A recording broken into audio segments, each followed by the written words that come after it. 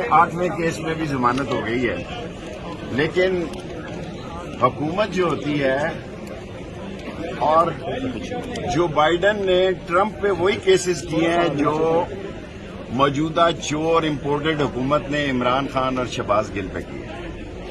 और मैं ये समझता हूं कि तशद्दुद से कुछ नहीं बनता।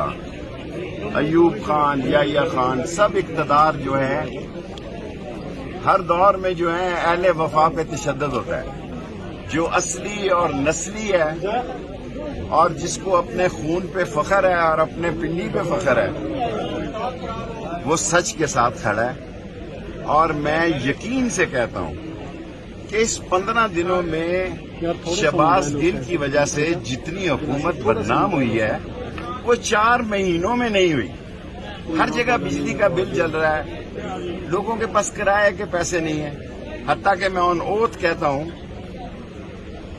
कि लोगों के पास कब्र के पैसे नहीं है शहबाज शरीफ। और ये याद रखना कि आप तो अपनी कब्रें बनाते हैं लॉनों में और स्पेशल चार्टर्ड फ्लाइटों में आते हैं।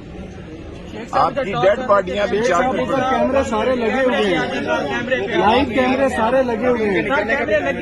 ओके, इंशाल्लाह कौम ने भरपूर एतमाद दिया। मैं कहता हूं ये गिरफ्तार करके देख लें।